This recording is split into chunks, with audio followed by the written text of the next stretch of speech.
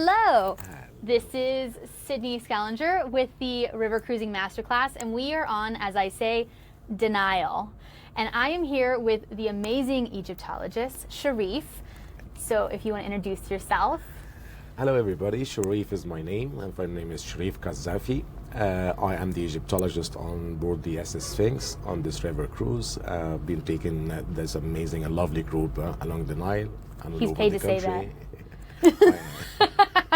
Clearly, yes. Okay. So the reason why I invited Sherif here is because we did a fun one with like our experience, but I wanted you to kind of understand the importance of the Egyptologist on board and how important it is to the overall experience when you come to Egypt.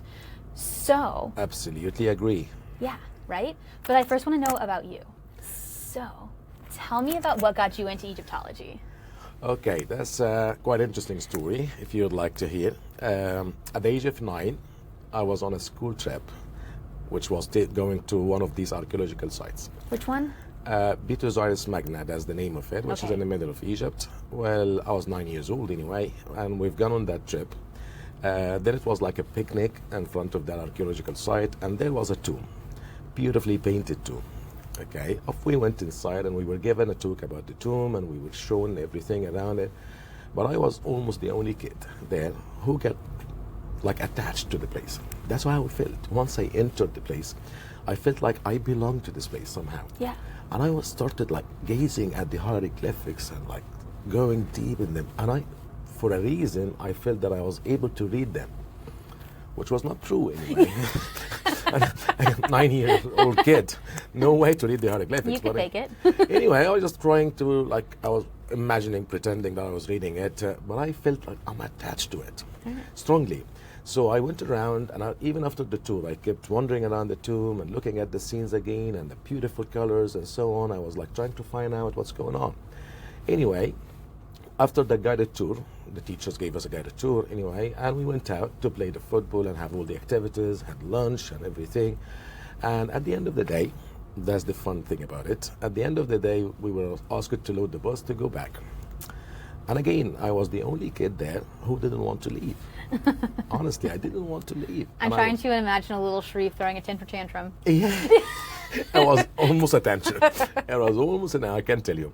I was really nearly crying not to leave the place. I just felt like, you leave me here, guys. I can spend the night here, no problems. That's like home for me. Yeah. Anyway, it was a very strong and very emotional moment. I was dragged out of the place, got on the bus, left, and I spent the night. Well, you can say I had dreams about it. I had dreams about it. And I was seeing everything, all the details. It was like engraved in my mind. So Wow. It is a wow. It was a wow night. Almost a sleepless night. I will never forget it. I will never forget it, I can tell you. Then the following morning, that's when I started to talk to my parents about it. Well, I described it to them, and my mother actually said, well, read about history. Yeah. It seems that you're interested in history. And she was right. Yeah, I found that I'm very interested in history. So history started to be my subject ever since.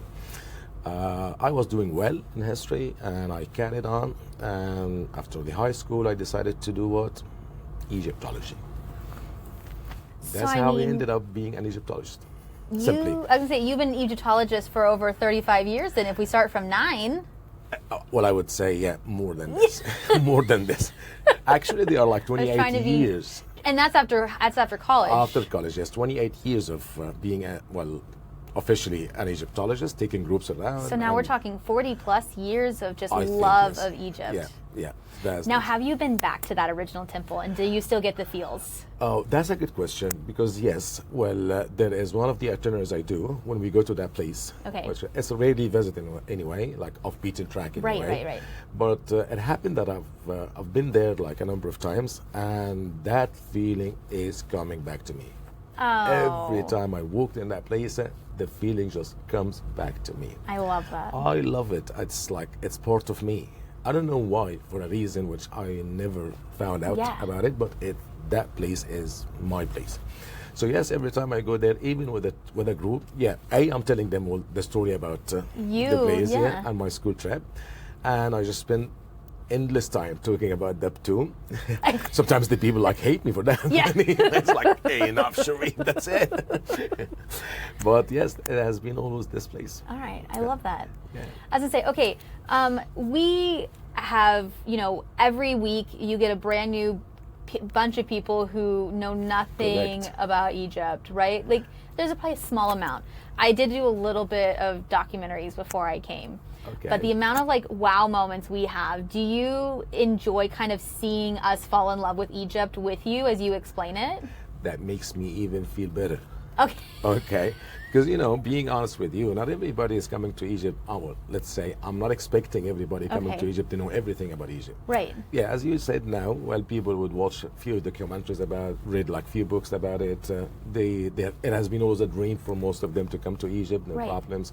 But again, arriving into Egypt with those expectations, and taking them around, well, every day, when they get to learn something new, Yeah. and I reveal like a secret about ancient Egypt, So many secrets. I get the wow, yeah, all right, and that me.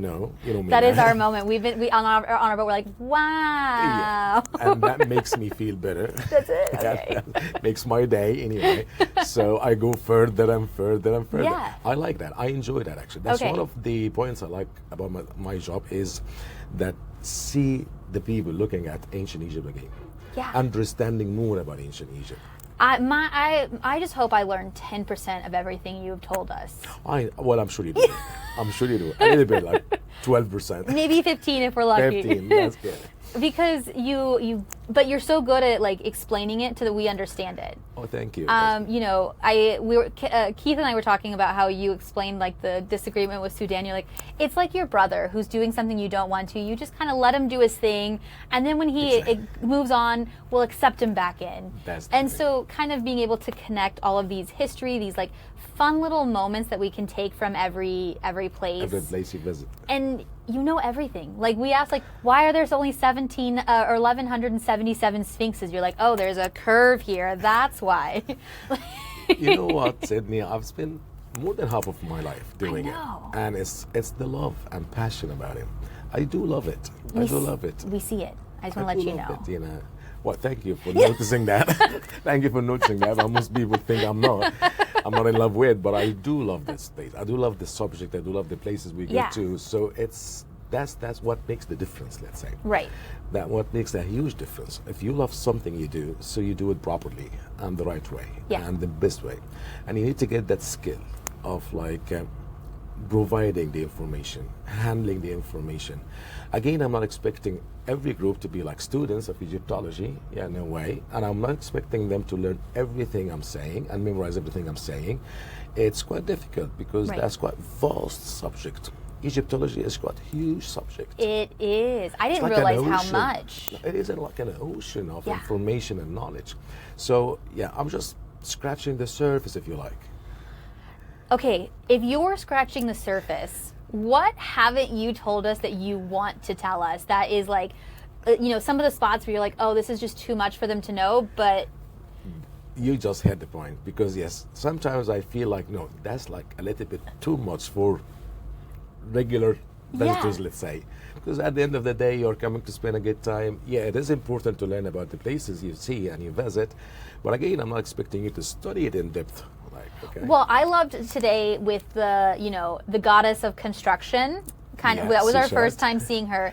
It Which was. I was saying that was the reason why they're still here is because a woman was in charge. Here we go. I made it for you to feel that way. Thank you, I I tried. mentioned it this way. But and it's just so interesting to see how well preserved they are and how, because of the way that the pharaohs and that sort of time period did things. Exactly, that's an amazing fact about ancient Egypt. Yeah. Yeah, thinking of the age of these places we're visiting. And I think I stressed on that a number of times on our tours, right? Yes. So, because it's a very important factor. Yeah, wandering around the sites, they are amazing, they are quite big and they are giant and so on. But when did they were built? Right. That's something. It adds to the experience, right? Yeah. So yes, the age of them and the perfection of making them. So that makes me think, and I believe I'm right, that there was an amount of love and passion as well when they were building them in the first place. Right? You had to have had that passion. Exactly, right? Yeah. So nothing is like, no, we are building a temple. No, there is a philosophy in there. Why they built it, and they wanted it to be like stay forever. And I think, and I said that is going to make it to forever. Yeah. Okay, look at the pyramids of Egypt, the very famous Giza pyramids. They have been there for 4,500 years, believe it or not. I can't, but I love it. It is too difficult to comprehend sometimes. I will say, I think we should do like a dance like this when we're. When we're there? Yeah. Well, no problems, we can do it. You know, we've done a number of them anyway. We've done a number of dances. I'll post them. We've done a number of them. So yes, the age adds to the enjoyment and the excitement of going to those places. Again, as I said, the perfection of them and the amount of love was put on building them. It's just amazing. Well, I think something that maybe you will explain so much better than I can. The different types of pharaohs. I did not realize like the political of the original pharaohs versus the Ptolemaics. I can never think of that word, and all of that. The Ptolemaics. Yeah, that also shows the difference in the way they were thinking. Right. Yeah. Now the pharaohs or the ancient Egyptian kings, let's put it this way, and that's the right thing to call them. The ancient Egyptian kings and the ancient Egyptian rulers, they somehow knew what they were doing. Yeah, that's the religion. The mythology was theirs. The temples were theirs. The country was theirs. But now, having the Greek and the Ptolemaics, as well as the Roman emperors, coming after that, their main idea and their main target was to control the country, okay, politically, let's say. And somehow, whatever facilitates that to them, they would take it. Right. Okay? And the option was to follow the Egyptian religion, so that the people of Egypt would love them and would follow them. So, no problems, let's do it. So yes, they kept on following the Egyptian religion. And I have a very famous saying when it comes to this point, which is, instead of invading Egypt, Egypt has invaded them. A little bit. It is. Because we talked about, and when some of the like at the Komombo, Yeah. Komombo, the Egyptian people still knew that they really weren't following the religion because they would make fun of them in the hieroglyphics. Exactly. Right? And that's, but... See, I remembered. Thank you for remembering that. I'm very proud of you. Thank you. I'm very proud of you remembering like 15% of what I said. Told you. So yes, but at the end of the day, what was happening is, theoretically, let's say, they were following the Egyptian religion, and they depicted themselves in the ancient Egyptian customs. Yeah. They had to, so that's why I said they've been invaded by the Egyptians. Right. Because they had to show themselves this way. They had to prove that they were like sons of the Egyptian gods and goddesses. Right. Okay. So yeah, realistically, the people knew that they are not like ancient Egyptian kings. Okay, but don't forget the role of the priests of the temple.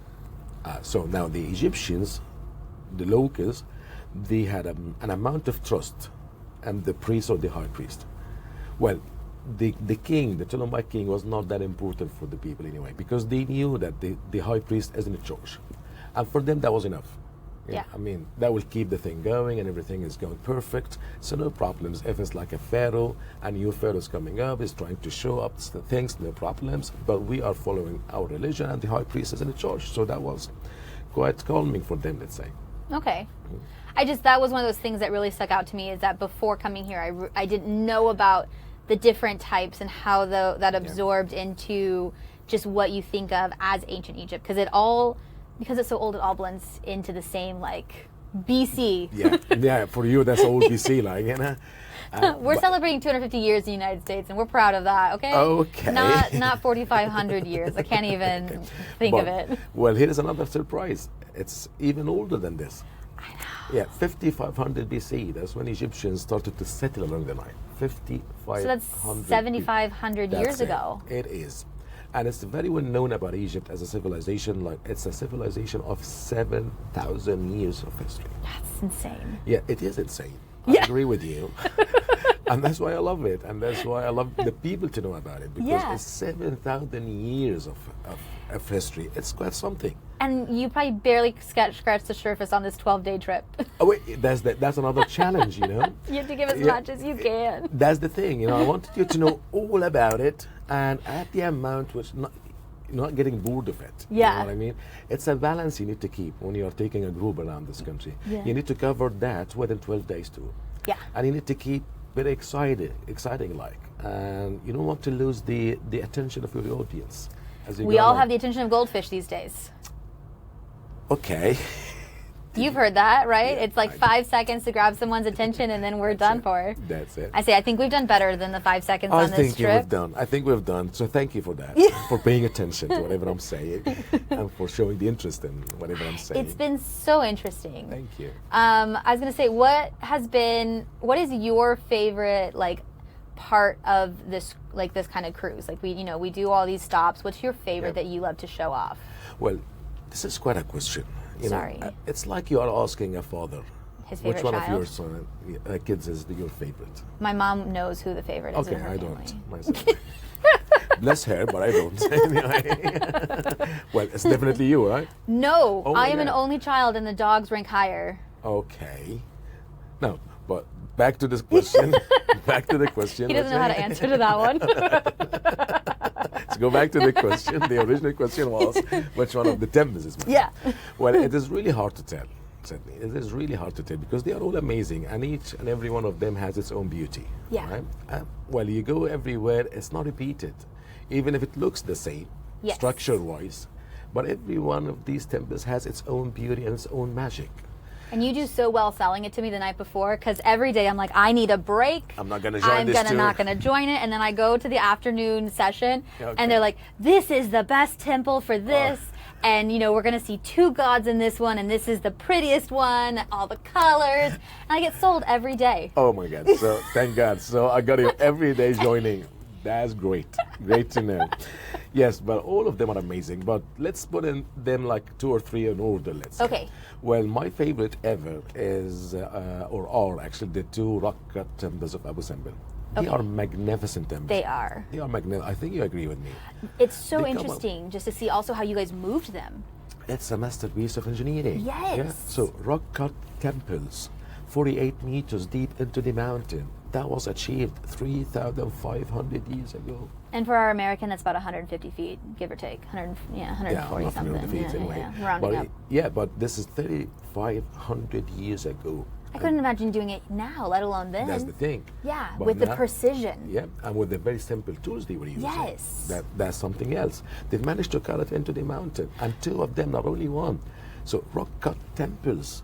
And I will say that I love Uniworld, how we focus on, we were there early, we also took a flight, and that flight is 100% worth it, because if not, it's a 4-hour bus ride, and I would Each not way. do that. Each way. Yep. I wouldn't do it. It was a 25-minute flight. We were up, we were down, we got to see it before it got too hot, before anything, and it was beautiful. And we were back for lunch. And we were, the important things, we were back for lunch. Back for lunch, midday. we were I back for didn't know lunch. I was signing up for 2 activities that day, though. I will be honest. The dune surfing was, I didn't realize it was on the same day. Yeah.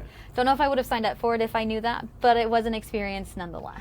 Which is also an amazing experience. I knew that you had lots of fun over I was there. saying, you couldn't hear me at all. No, at all, no, guys. Nobody could hear what happened there, and what happened there stays there, right? And the internet. On the internet, everybody would know. No, yes, Abu Simbel temples are amazing, Yeah. magnificent temples. I usually describe them. I think I said that already, like the 8th wonder of the ancient world. Yes. This is how they should be described. They're amazing, moving and relocating these temples. I can't believe they're not a wonder of the world. Yeah, from down there all the way up, then backward, and creating an artificial mountain. It's a whole of like masterpiece of Yes. engineering. Yeah. Yeah. It's a place not to be missed, and I'm glad that everybody did book that tour. Yeah.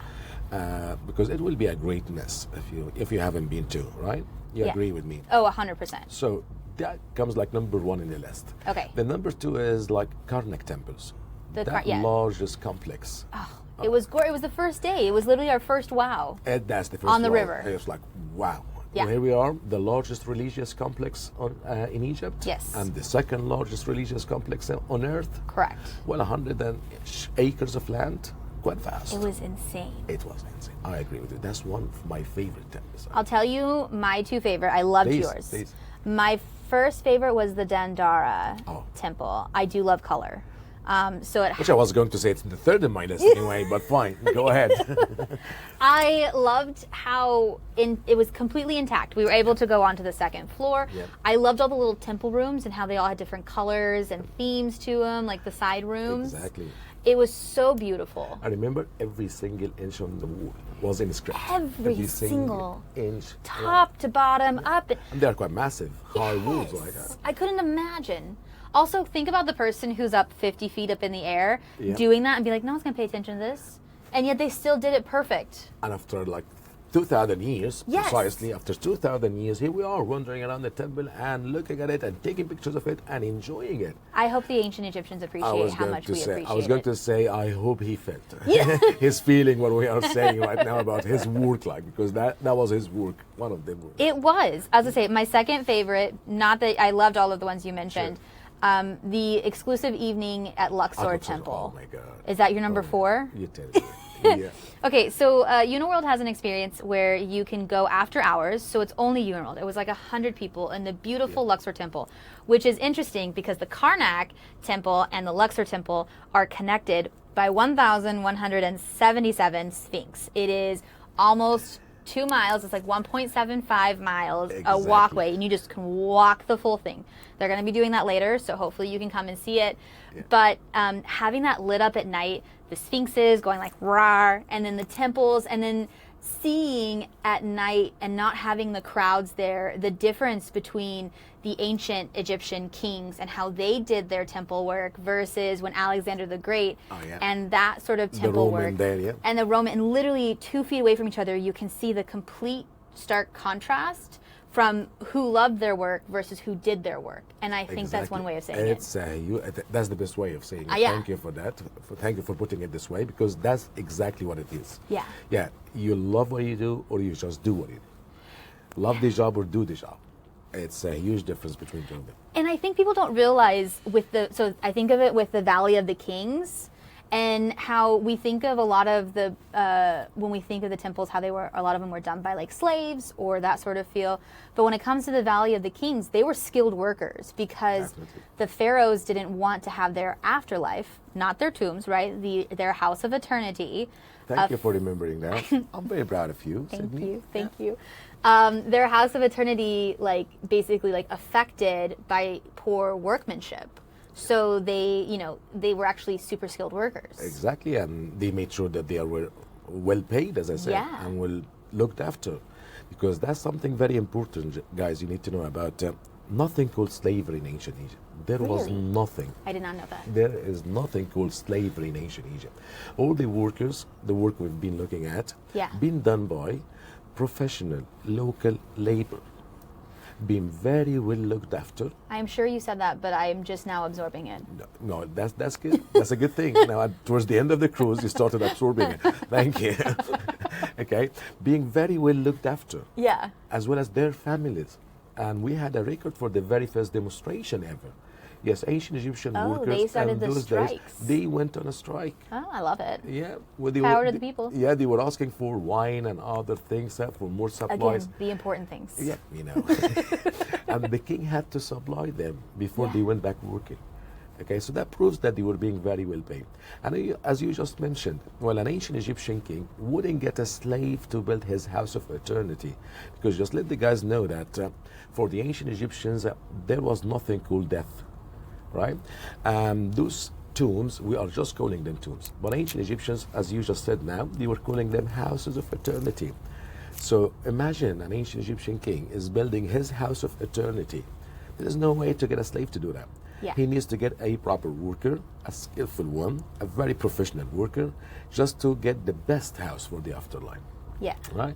And some of the pharaohs used to walk around them while they were working. Yeah, cheering them up and giving them extra little things and making sure that they are happy and enjoying it. Now, the other thing is, at a number of places, we did find the places where these workers were living. And looking at the houses where they were living, yes, we could tell that they were leading a very good standard of living. Okay. Yeah, so nothing called slaves, guys. You need to just delete that word out of your mind. I think it's just the movie. Hey, just a movie. I know. It's more of like Moses. movie things. Yeah, like, I know. But it's not really. It's just like at we all. really don't like Cleopatra here. It's like aliens thing. Yeah. It's very much similar to the aliens sort of situation. So yes, workers were amazing, and yes, we are enjoying their work after thousands of years. Yeah. That's what we do here. So it is good to walk around these places and see that, and understanding that, which Yeah. is good. I know that watching a number of documentaries about Egypt, that can be okay, but seeing them live, I believe you agree with me that it's absolutely different. When It you see is. them live, it's absolutely different. It's another sort of enjoyment when you come and see them and walk around them and be in there in one of these You're temples. just, you can like just be like right here. That's the thing. You Yeah. can like No as touchy, close but as like- that, you know, as close as that. You know, just an unbelievable Yes. experience to be there. Yeah, you can definitely just feel feel it, and it is just so wonderful to kind of see it all. And I believe in some places you can possibly feel the energy of them still around. I think with Dandara, Yeah. Dandara, I did. Yeah, you still Yeah. feel the energy of these guys still around the place. It was the god of beauty, so. Yeah. Here we go. I noticed that already. Thank you. And I'm glad that you enjoyed that, which is, well, back to what we were saying. Sorry, easy distraction. Yeah, there's number one is Abu Simbel, number two Yeah. is Karnak. Now, number three is Dandara, Okay. the most intact temple. Yes. Well, we are visiting a temple with all the sections around. Since it was built thousands of years ago, with all the walls still standing. And you can walk through it the same way ancient Egyptians used to do. And I think I've taken you through the temple that way. You did. Right? We were walking through it as if we are like ancient Egyptian priests and priestesses were walking around the temple and enjoying it. And it was an experience, I think. It was. I felt it there. Yeah, that's quite important Yeah. to feel it, because that's something I do like about the places we go to. It's not only taking a picture of a great temple and leave, but feeling the place is I was gonna makes say, different. and you mentioned it, and I think it's so true though, is that Uniworld's the only one that sails up there, Oh yeah, and everyone else has to take a bus from Luxor. that's another thing. And so in that's the world it does. 2-hour drive or a Almost 2 hours drive. Yeah, yeah, or Each 10 way to again. 15 minutes, bus ride from the docking area from the to the docking. temple. It's amazing. And it's very nice. And it adds to the sailing and cruising experience. 6 more hours cruising Yeah. each way, which adds to the enjoyment of cruising the Nile. Because I think you agree with me that cruising the Nile is something on its own, right? I loved cruising the Nile. Well, I mean, It was lovely. it's like on top. It's like on top of every other temple we're going to. But getting on the ship and cruising the Nile, that's another experience. And I think doing it for 7 days is great because there are some that are shorter. That's And true. I feel like you don't get all of the experiences. It's going to be like a little bit rushed. if you We're do it already less. rushed. Come on. We're not. Are we not? We're not. We're just doing it like nicely, and we go to places, we visit them, then we come back, we have meals, then afternoon teas, and we go here. Come on. I am exhausted. Oh, it's just you. Yeah. It's just you exhausted. All right, good. Okay. I'm glad I'm the only But no, one. no, shorter than 7 nights, yeah, it's going to be a little bit rushed. Yeah. But 7 nights is the ideal time to spend on the night. I think we should end with talking about the gem because it is a gem. It is a gem.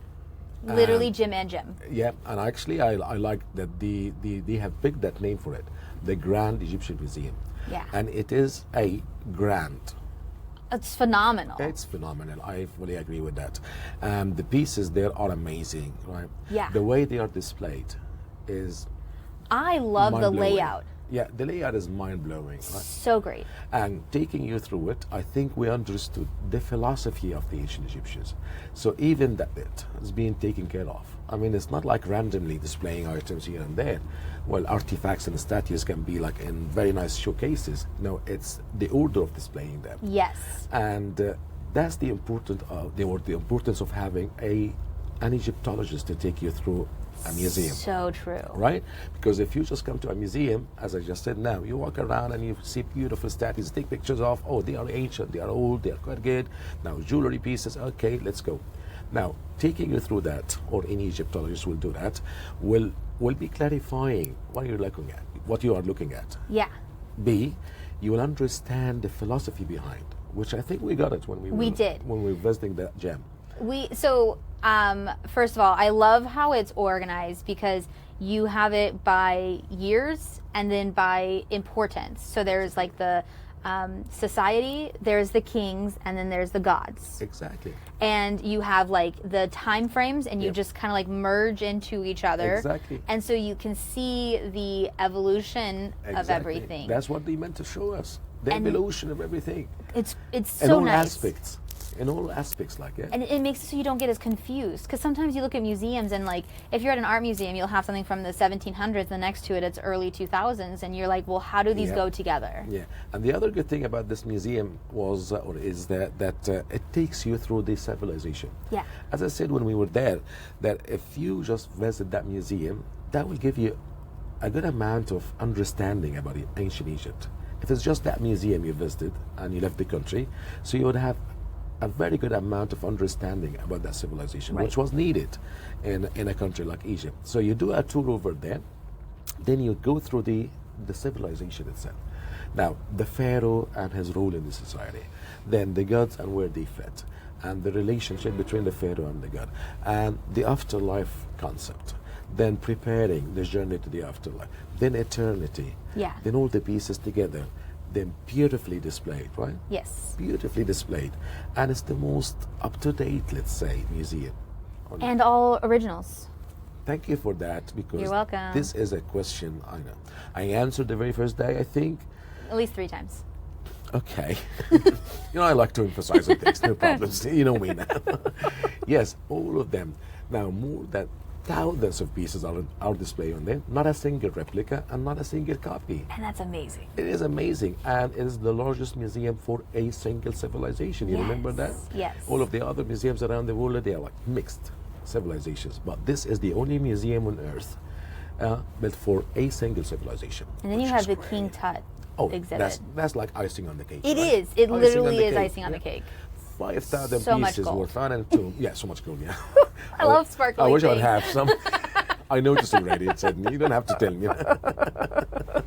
Yes, 5,000 pieces were found in a tomb, an intact tomb of a pharaoh. An Egyptian teen found it.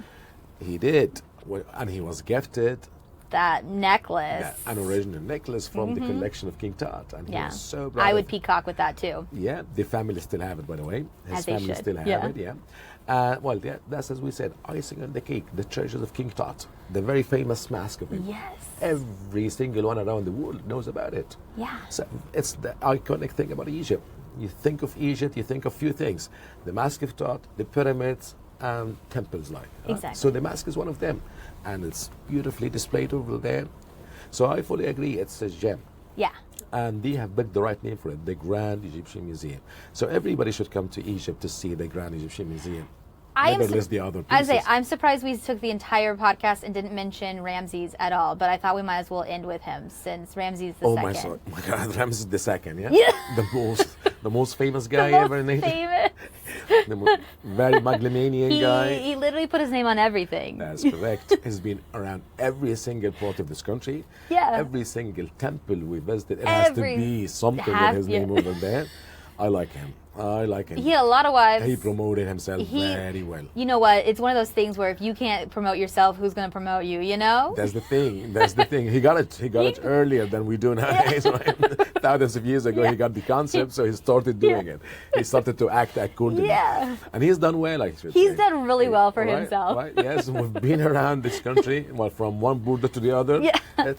There has to be his name mentioned somewhere, right? Because his statue is the huge one is you enter into the gem. That's the very first statue to welcome you to the gem. And I think it's very fitting for Egypt. It does.